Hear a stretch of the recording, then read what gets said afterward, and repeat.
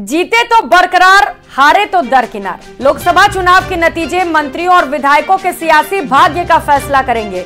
BJP जिन विधानसभा क्षेत्रों से अपनी बढ़त बरकरार रखने में कामयाब रहेगी, वहां के मंत्रियों के सरकार में नंबर बढ़ने तय हैं। पार्टी अगर हारती है तो मंत्री जी की कुर्सी पर भी संकट आ सकता है। इस रिपोर्ट में देखिए। लोकसभा चुनाव के नतीजों की गूंज दूर तक सुनाई देने के आसार हैं। जिन विधानसभा सीटों पर बीजेपी की बढ़त 2014 और 2019 की तरह बरकरार रहेगी, वहां से चुनाव जीते मंत्री जी की कुर्सी भी सलामत रहेगी। लेकिन बढ़त कम हुई या कांग्रेस ने लीड ली तो मंत्री जी की कुर्सी पर संकट मंडराएगा। लोकसभा चुनाव में भजनलाल सरकार के मंत्री विधायकों ने पार्टी प्रत्याशियों को बढ़त दिलाने के लिए जी तोड़ कोशिश की है। कोशिशें परवान चढ़ी तो मिशन 25 पूरा होगा। अगर कहीं एंटी इनकम्बेंसी ने परेशान किया तो कुछ सीटों पर बीजेपी को नुकसान भी हो सकता है। इसीलिए भजनलाल सरकार के मंत्री विधायक जीत हार का गुना भाग करने में जुटे हैं। हर मंत्री को पीएम मोदी की गारंटी पर भरोसा है, इसीलिए सब अपने अपने इलाके से बीजेपी उम्मीदवारों की बड़ी जीत के दावे कर रहे हैं। हाँ, बिल्कुल मेरा दावा पक्का। अजमेर की सीट 100% जीतेगी निश्चित रूप से। अजमेर में कोई शंका नहीं है। राजस्थान की 25 सीटों में राजसमंद लोकसभा सीट कार्यकर्ताओं के अथक परिश्रम के परिणाम स्वरूप इतना विश्वास मुझे है कि राजस्थान में सबसे अधिक वोटों से कोई सीट अगर निकलेगी तो राजसमंद की सीट निकलेगी। और ये जरूर है कि जो मतदान प्रतिशत कम हुआ उससे कई जगह हमें हमारी जीत का अंतर कम हो सकता है, लेकिन हम आश्वस्त हैं इस बात को लेकर कि राजस्थान में हम 2014 और 2019 के तरह ही एक बार फिर इतिहास रचने में कामयाबी हासिल करेंगे। आइए अब जानते हैं किस मंत्री पर किसे जिताने का दारोमदार है। बीकानेर गजेंद्र सिंह खीवसर, अर्जुन मेघवाल जीते तो नंबर बढ़ेंगे। साथ ही लोहावट से गजेंद्र सिंह शेखावत को बड़ी बढ़त दिलाने की उम्मीद है। चूरू अविनाश गहलोत, देवेंद्र झाझड़िया जीते तो अविनाश गहलोत के बढ़ेंगे नंबर। जैतारण में महिमा सिंह को बड़ी बढ़त की जिम्मेदारी है। सीकर गौतम दत्त, स्वामी सुमेधानंद जीते तो क्रेडिट दत्त की मेहनत को भी मिलेगा। बड़ी सादड़ी में सीपी जोशी को भी लीड दिलाने का जिम्मा। जयपुर ग्रामीण किरोड़ी लाल मीणा, राव राजेंद्र सिंह जीते तो किरोड़ी की होगी बल्ले बल्ले। किरोड़ी पर दौसा और टोंक सवाई माधोपुर में भी पार्टी को जिताने की जिम्मेदारी। अलवर सुरेश रावत, भूपेंद्र यादव की जीत हुई तो रावत को भी श्रेय मिलेगा। साथ ही पुष्कर में उन पर भागीरथ चौधरी को जिताने का भी दारोमदार है। टोंक सवाई माधोपुर मदन दिलावर, सुखबीर सिंह जौनापुरिया जीते तो दिलावर का बढ़ेगा कद। साथ ही रामगंज मंडी से दिलानी होगी ओम बिरला को बड़ी बढ़त। नागौर कन्हैया लाल चौधरी, ज्योति मिर्धा को जिताने की जिम्मेदारी। साथ ही मालपुरा से सुखबीर सिंह जौनापुरिया को भी दिलानी होगी बड़ी जीत।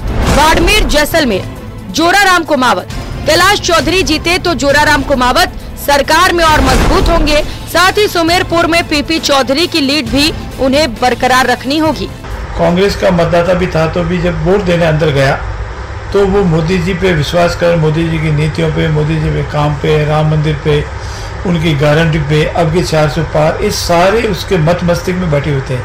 और ज्यों ही उसने बटन दबाने गया तो उसके भली विचारधारा दूसरी हो, लेकिन मोदी जी की तरफ वोट दिया है। और मेरा पक्का विश्वास है कि राजस्थान में अच्छे मार्जिन से हम 25 की 25 सीटें जीतेंगे।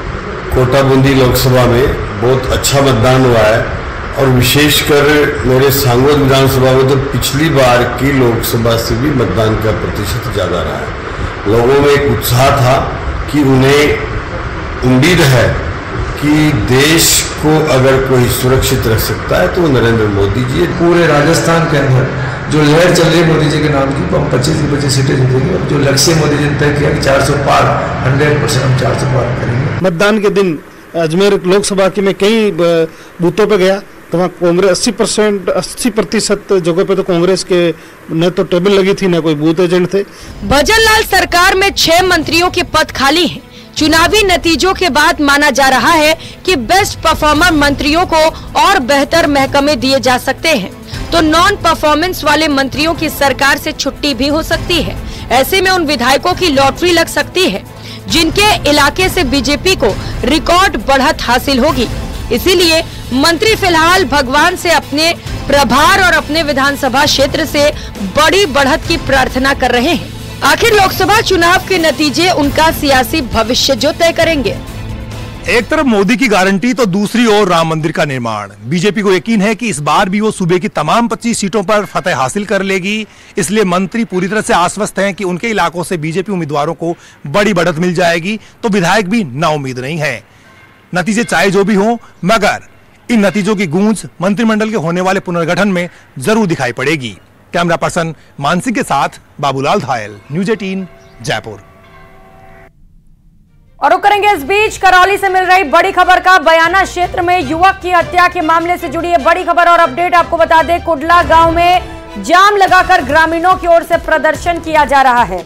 बल्लूपुर के दौलत सिंह के हत्यारों की गिरफ्तारी की मांग की जा रही है। कई बार ज्ञापन देने के बाद भी कार्रवाई नहीं हुई, जिसे लेकर ग्रामीणों में भारी आक्रोश व्याप्त है और सख्त से सख्त कार्रवाई की मांग की जा रही है।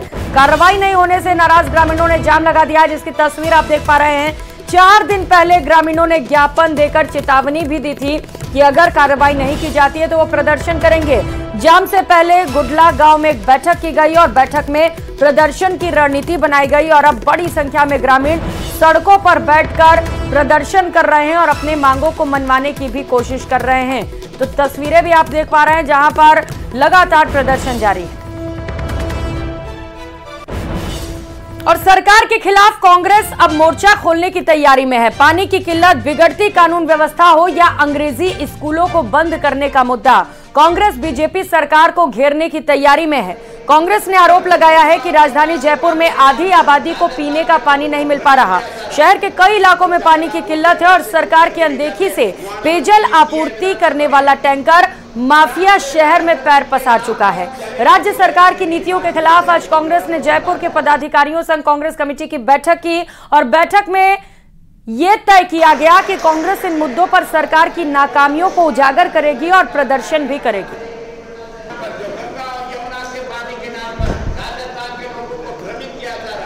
अपने जयपुर के नागरिकों को पानी की प्यास नहीं बुझा सकता।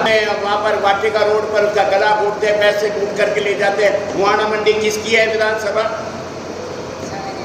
सांगानेर विधानसभा में बलात्कार होता है, चोरियों को लूटा जाता है, बंधक बनाया जाता है, मकानों को अपहरण करके मकानों के नाम पर ब्लैकमेलिंग की जाती है। ये विधानसभा क्षेत्र है राजस्थान के मुख्यमंत्री बद्रीलाल जी की